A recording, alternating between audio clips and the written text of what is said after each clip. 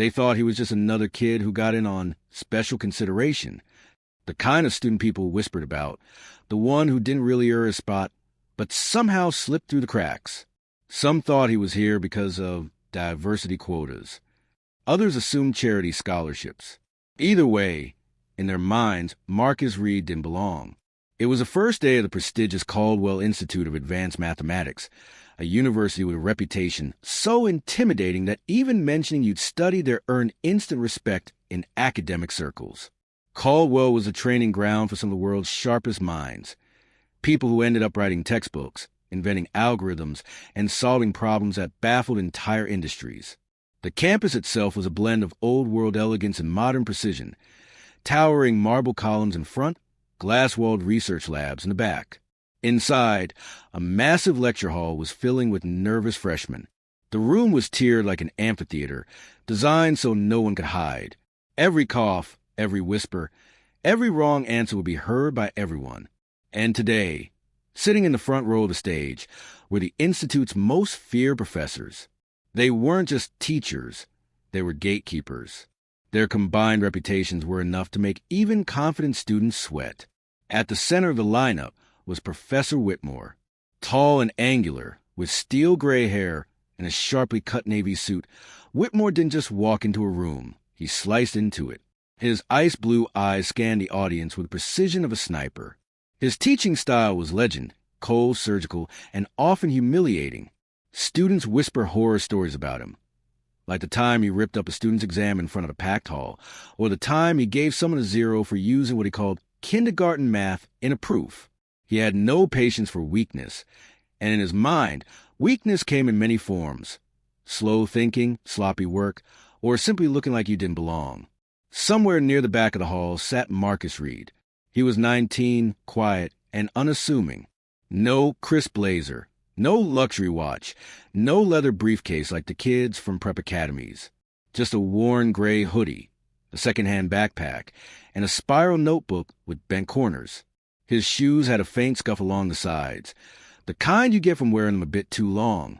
He didn't speak to anyone. While the other students chatted nervously about their summer internships at tech companies or how they'd scored in the 99th percentile on national math exams, Marcus simply kept his head down. Every now and then, he scribbled something in the corner of his notebook. Not class notes, since nothing had started yet, but small lines of numbers, patterns, and equations. Around him, the whispers weren't just about Whitmore. They were about the placement test. Every freshman at Caldwell had to take it. It wasn't like a normal test. It was designed to strip away overconfidence. The problems were famously brutal, multi-layered, abstract, and often requiring leaps of insight that could take weeks to figure out. The test wasn't about memorizing formulas. It was about raw thinking ability. And the legend was that no one had ever scored full marks. The test was still hours away. But that didn't matter, because before anyone could even get comfortable, Whitmore's voice cut to the low hum of conversation. "Mr. Reed," he called, his tone deliberate and sharp. Every head turned. Marcus froze mid-scribble. His name? Why his name? He slowly lifted his eyes toward the front. "Yes, sir," Marcus said, his voice quiet but steady. "Come down here," Whitmore commanded. No explanation, no smile, just an order. The room instantly fell silent. Marcus hesitated, then stood. His chair scraped loudly against the floor, echoing in the cavernous hall. Dozens of eyes followed him as he made his way down the long, steep aisle toward the stage. He could feel their stares, some curious, some pitying, some amused. In their minds, this was already over. Whitmore was about to turn this kid into an example. When Marcus reached the stage, Whitmore uncapped a black marker and turned to the towering whiteboard. He began writing an equation, long, jagged, intimidating. Symbols stacked on symbols, Greek letters tangled with nested integrals, summations that curled into limits, and a tangle of variables that seemed to fight each other across the board. By the time Whitmore stepped aside, the problem stretched nearly the full width of the board. It wasn't just complex. It was hostile. "This," Whitmore said, tapping the board with a marker, "is what real math looks like. Let's see if you're ready for it." The remark wasn't just about the equation. It was about Marcus himself. A few students smirked, already anticipating the awkward silence that was sure to follow. Others leaned forward, eager to watch a live academic execution. Marcus took the marker. It felt heavier than it should have, like it carried the weight of every assumption in the room. His eyes scanned the equation once. Then again, he could feel Whitmore watching him like a hawk, his arms folded, his expression unreadable. Marcus took a breath. He wasn't nervous about the math. Not really. Numbers were his comfort zone. What he didn't like was the spectacle. The way people were already writing a story before it had even started. The lecture hall was so quiet. The faint buzz of the overhead lights seemed deafening. From the corner of his eye, Marcus could see a few students with phones half hidden under their desks, ready to record a moment he cracked under pressure. Whitmore took a step back, giving Marcus a stage. The man's smirk hadn't faded. Marcus adjusted his grip on the marker. His mind started mapping the problem out in layers, breaking it apart, stripping away the noise until he could see the skeleton beneath. This wasn't the first time he'd been underestimated, but he knew something no one else in that room did. He was about to prove them all wrong. The problem wasn't just hard, it was deliberately cruel. The kind of question designed not to be solved, but to break your confidence in front of an audience. It was a knot of disciplines. Advanced calculus feeding into number theory hidden beneath layers of trigonometry tangled with abstract algebra. To anyone else, it was chaos. To Professor Whitmore, it was a performance, one he had staged many times before. He knew the problem's complexity wasn't necessary for first-year students. It wasn't on the syllabus. It wasn't even fair. But that wasn't the point. The point was to weed out the pretenders and remind everyone who held the power in this room. Around the lecture hall, students shifted in their seats, craning their necks to see the board better. A few stifled nervous laughs. Others simply stared in disbelief. No way he's going to get it. Someone mouthed to their friend. Marcus, standing with a marker in hand, studied the sprawling equation like an artist inspecting a blank canvas. His eyes moved from one section to another, not with panic, but with a kind of focused calm. Whitmore, now seated, leaned back in his chair with a look that was equal parts smugness and anticipation. "No pressure," he said, letting the words drip with sarcasm. The jab earned a few quiet chuckles from the students. Somewhere in the middle rows, a whisper broke through. "He's going to crash and burn. Poor guy doesn't stand a chance." Phones began to appear, held just low enough to avoid detection but angled perfectly toward the stage. If Marcus failed spectacularly, the video would spread to the campus group chats within minutes. Marcus didn't look at them, didn't look at Whitmore, didn't look at the sea of eyes waiting for him to stumble. He looked only at the problem. It wasn't intimidation he felt. It was interest, the same kind of interest he used to feel as a kid when his mother brought home puzzles from the dollar store. To him, this equation wasn't a trap. It was a game, and like all games, it had rules. His mind began to move in ways no one else in the room could see. He mentally stripped away the outer layers of the problem, looking for the core structure beneath the noise. Where others saw unrelated symbols, he saw patterns. Where others saw an impenetrable wall, he saw a hidden doorway. He started writing. The sound of the marker against the whiteboard was sharp in the silent room. Quick, confident strokes forming perfectly aligned equations. There was no hesitation, no backtracking. Every step was deliberate, each line flowing naturally from the last. 5 minutes passed. The crowd shifted again, not out of boredom, but out of uncertainty. This wasn't the frantic scribbling of someone lost.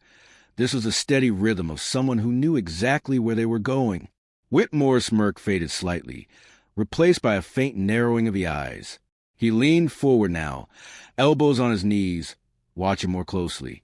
10 minutes passed. Marcus continued, filling the board with clean, precise calculations. He wasn't working linearly. He moved between sections, solving one piece, then using that result to unlock another, building a solution like a puzzle snapping into place. Students began glancing at each other. Some frowned, as if annoyed that the show wasn't going the way they expected. Others watched more intently, trying to follow along but getting lost in the complexity. 15 minutes in, The room had grown restless. A cough echoed. Someone shifted loudly in their chair, but Marcus didn't notice. The outside world had gone quiet in his mind. There was only the problem, and the satisfaction of seeing it unravel. Whitmore crossed his arms again, but this time his posture was tighter. His eyes scanned the board, following Marcus's work, and a subtle line formed between his brows. He knew this problem. He knew exactly how difficult it was. And the freshman on stage was making progress. Marcus slowed as he neared the final steps. This was where most people made a careless mistake, where the smallest slip would unravel everything. He double-checked his numbers. His penmanship didn't waver. A final substitution, a neat simplification, and then the solution emerged. It was clean, elegant. Marcus circled it with a single, confident stroke. The silence in the room now felt different. Before, it had been laced with expectation of failure. Now, it was heavy with the realization that something unexpected had just happened. Without a word, Marcus recapped the marker and turned to Whitmore. His expression was calm, not smug, not gloating, just certain. He extended the marker toward the professor. Whitmore took it. Slowly, his eyes locked on the board. For a moment, the lecture hall was frozen. No clapping, no whispering, just a faint sound of the marker's cap clicking back into place. Everyone was waiting for Professor's reaction. Whitmore rose from his chair slowly, as though every movement carried weight. His polished shoes clicked softly against the stage floor as he approached the board. He didn't look at Marcus, not yet. His eyes were fixed on the tangled web of symbols and numbers spread across the whiteboard. At first, he examined the work casually, his usual air of detached superiority intact. But then something shifted. His eyes narrowed. He took a half-step closer. A crease formed on his forehead as his gaze darted between Marcus's steps. He tilted his head slightly, as though trying to reconcile what he was seeing with what he knew to be true. And then, for the first time that day, Professor Whitmore's carefully controlled expression cracked. His lips parted ever so slightly. His eyes widened just enough for the students in the front row to notice. The man who prided himself on unshakable composure looked unsettled. His voice was quieter now, almost as if he didn't want to be overheard. This is correct. The words hung in the air like an unexpected gust of wind. He stepped even closer, leaning in to trace Marcus's steps with his finger. No errors. No wasted moves. Every transformation was clean, justified, airtight. The sudden shift in Whitmore's demeanor didn't go unnoticed. Murmurs began to ripple through the lecture hall. Students who had been smirking minutes earlier now leaned forward, eyebrows raised. Whitmore's voice rose slightly. Not only correct, he paused, staring harder at a particular section of the work, but before he could finish, the sound of footsteps echoed from the side of the stage. Professor Langford, the head of the mathematics department, had stepped forward. Langford was an older man, his silver beard neatly trimmed, his posture commanding. He had a reputation for being fair, but brutally honest, the kind of man who never wasted words. "What is it?" Langford asked. Whitmore gestured to the board, still staring at it as though it had just insulted him and impressed him at the same time. Langford took one look at the solution and frowned deeply. He moved closer, scanning each step with a trained eye. His frown didn't come from spotting a mistake. It came from the opposite. "Wait," Langford muttered. His eyes flicked to Marcus, then back to the board. He didn't just solve it. He used a more efficient method than the one in our official solution guide. A collective gasp rippled through the lecture hall. Some students' jaws literally dropped. Pens froze mid-note. The kids with their phones recording. Their cameras were now catching a moment they hadn't expected. Not humiliation, but history. In the back row, someone whispered, "What just happened?" Another voice, softer but audible in the pin-drop silence, said, "I think he just beat them at their own game." The shift in the room's energy was almost physical. Minutes ago, everyone had been waiting for Marcus to be humiliated. Now, the air buzzed with stunned disbelief. Whitmore straightened, his face tightening as if he were trying to regain control of the narrative. He turned sharply to face Marcus. "Where did you learn to solve problems like this?" His tone wasn't mocking anymore. It was searching, maybe even demanding. Marcus didn't flinch. His expression remained calm, his voice steady. "I've been doing math since I was 5, he said simply. My mom couldn't afford tutors, so I taught myself. I'd watch free online lectures, read old textbooks from thrift shops, and I like figuring out shortcuts. Makes the problems more interesting." The words were humble, matter of fact, no bragging, no theatrics. And that humility? It hit harder than any arrogance could have. Because in this room full of prodigies from private schools, in front of professors who had spent decades guarding their ivory tower, Marcus was saying, "I learned this because I wanted to, because I worked for it, because I loved it." The silence that followed was heavy. Langford looked at Whitmore. Whitmore looked at Langford. And then both men looked at Marcus, the freshman they had expected to dismantle in front of his peers. Instead, their little test had blown up in their faces. Some of the professors shifted uncomfortably, exchanging quick, awkward glances. They knew exactly what had just happened. Their plan to put Marcus in his place had backfired spectacularly, and now, in front of the entire incoming class, they were the ones left exposed. And as for the students, some were still in shock. Others looked at Marcus with newfound respect, the kind that only comes when you watch someone defy every expectation stacked against them.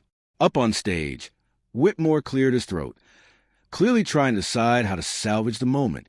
But the truth was, no matter what he said next, the story had already written itself. By the end of the week, Marcus's name was everywhere. In the dining hall, students he'd never spoken to were pointing him out in hushed tones. In the library, people would glance over their laptops when he walked by, whispering, "That's him. That's the freshman who beat Whitmore's problem." The clip from that first lecture had made its way around campus within hours. At first, it was passed among students in math and engineering, but it didn't stay there for long. Within days, even the art majors knew who he was. Some were calling him the hoodie genius. Others, Caldwell's freshman phenomenon. Students he'd never met approached him in hallways. "Hey, you're Marcus, right? Mind if we study together sometime? Dude, that shortcut you use, can you explain it? Are you going to the Math Society meeting tonight? You have to come." It was surreal. A week ago, he'd been just another anonymous freshman trying not to stand out. Now, his name carried a weight he hadn't asked for but couldn't escape. The professors noticed too. Some, who normally barely acknowledged first-year students, were suddenly stopping him in the corridors. A few even hinted at special projects or research opportunities, things usually reserved for upperclassmen. It was as if one moment in front of that whiteboard had flipped a switch in their minds. Marcus wasn't just another student. He was a potential asset. And then came the invitation that really made him pause. It was a Wednesday afternoon when Professor Langford, the department head himself, stopped Marcus after class. Langford was a man of few words, but when he spoke, people listened. "Walk with me," he said. They crossed the quiet quad, leaves crunching underfoot, and entered a building Marcus had never been inside before. At the end of a narrow hallway was a polished oak door with a small brass plaque, "Faculty Lounge." Marcus hesitated at the threshold. He'd heard of this place, an almost mythical space where undergraduates rarely set foot. It wasn't that it was forbidden, it was just not done. This was where faculty members discussed research, debated over coffee, and occasionally argued about departmental politics. Students didn't get invited. Inside, the lounge was warm and softly lit, with shelves of old leather-bound books, a grandfather clock ticking in the corner, and the faint aroma of tea and roasted coffee beans in the air. A fire crackled in the fireplace. Langford moved with an easy confidence, pouring steaming tea into 2 porcelain cups from a silver kettle. He handed one to Marcus before sitting in a high-backed chair by the fire. "Marcus," he began, his tone calm but purposeful, "you got something special." Marcus, unsure how to respond, took a cautious sip of tea. Langford leaned forward. "We'd like you to join a closed seminar I run for our doctoral candidates. It's a small group, just 6 people. They're working on advanced problems in theoretical mathematics. We think you'd fit in." Marcus nearly choked on his tea. "But I'm just starting my first year. Langford smiled, his eyes glinting with something between amusement and pride. Exactly. You're starting your first year, and you've already done something most graduate students couldn't. If you keep working at this pace, you'll be publishing papers before you graduate. The words landed with a strange mix of excitement and disbelief. Marcus had always loved math, but this was different. This wasn't just about solving problems anymore. This was about being invited into the room where the real work happened. He nodded slowly. I'd be honored. Langford's smile widened just slightly. Good. First meeting's Friday. Don't be late. When Marcus left the lounge, the cool air outside felt sharper, the campus somehow brighter. He didn't tell anyone about the seminar, partly because it still didn't feel real, and partly because he didn't know how people would react. Not everyone, after all, was happy about his sudden rise. He'd overheard bits of conversation in the cafeteria, upperclassmen muttering that he was getting special treatment or just got lucky that day. Jealousy had a way of brewing quickly at Caldwell. And yet, even Whitmore, the man who had tried to make Marcus a cautionary tale, had changed his approach. The professor didn't apologize, of course. That wasn't his style. But the edge in his voice when addressing Marcus had dulled. He still challenged him with tough problems in class, sometimes tougher than anyone else got, but now the challenges were different. They weren't set up for him to fail. They were set up to see how far he could go. On more than one occasion, Marcus caught Whitmore watching him solve something, a faint, almost imperceptible look of satisfaction crossing his face.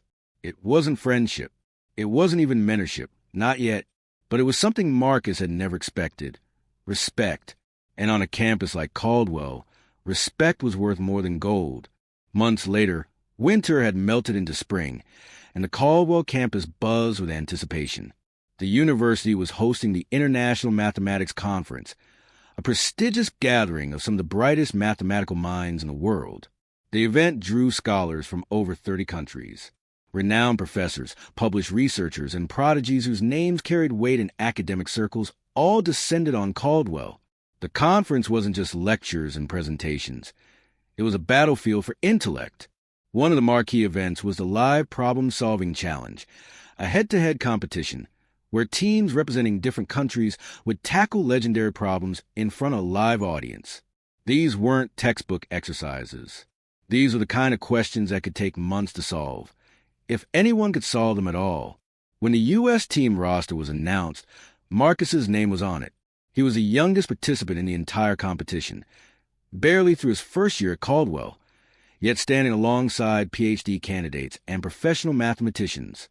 His selection had raised eyebrows, even stirred some quiet resentment among older competitors. But those who had seen what Marcus could do knew he deserved to be there. The day of the final round, the auditorium was packed. The energy in the air was electric, part academic rigor, part sports arena hype. Teams sat on stage at long tables facing the crowd, their names and flags displayed proudly on massive digital screens. The last matchup came down to United States versus Germany. Both teams had blazed through earlier rounds, dismantling problems that left others in the dust. Now it all came down to this. The final problem was revealed on a towering screen behind the stage. It was a monster, a dense, sprawling challenge that fused advanced calculus, combinatorics, and abstract algebra in one impossibly tangled package. Even some of the veteran scholars in the audience let out low groans. A few shook their heads knowingly. This was one of those problems, the kind whispered about in academic circles, the kind that humbled even the greats. Marcus felt his heart rate slow, not speed up. He glanced at his teammates, all older than him, all brilliant in their own right. They exchanged a quick nod, silently agreeing that Marcus should take the lead. The clock began. Marcus stepped forward. His hand closed around the marker. The whiteboard stretched in front of him like a battlefield, waiting for its first move. He started not with frantic scribbles, but with a few careful lines, breaking down the problem into its core elements, peeling back the noise until the structure became visible. Then, almost imperceptibly, his pace quickened. The room fell into a hush. The sound of the marker against the board was rhythmic, almost musical. Marcus's handwriting was crisp, each symbol flowing into the next as though the solution had been waiting for him all along. Minutes passed. The U.S. side of the board filled steadily, section by section, like a painting taking shape. On the other side of the stage, the German team was still tangled in the early steps, debating approaches and correcting miscalculations. Marcus didn't look at them. He didn't look at the clock. The rest of the world seemed to fade. The only thing in focus the elegant dance of numbers and logic in front of him. The crowd leaned forward in unison, their collective breath held. Then, after what felt both like seconds and an eternity, Marcus set the marker down. He turned to face the judges, a faint, almost shy smile tugging at his lips. "Done," he said simply. The judges moved quickly, their eyes scanning every line of his work. The lead judge, a tall, distinguished man from Cambridge, read the final line twice, then raised his head. "Correct," he announced. Flawless execution. The reaction was instant. The hall erupted into applause, cheers breaking the otherwise reserved decorum of the conference.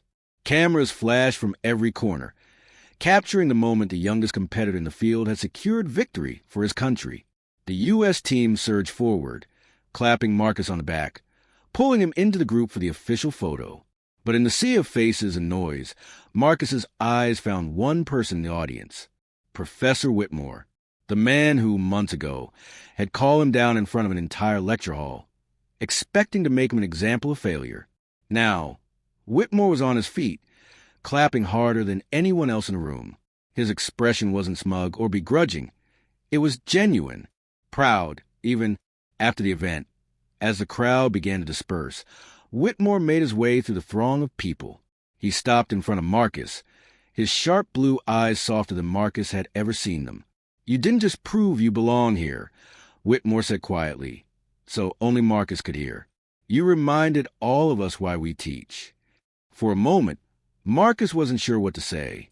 Part of him wanted to joke. Part of him wanted to thank Whitmore for that first challenge, the one that had unknowingly set all of this in motion. But in the end, he simply nodded. "Appreciate it, Professor." Whitmore gave a short nod back before stepping away, leaving Marcus in the center of the bustling conference floor, the gold medal of the competition heavy in his hand.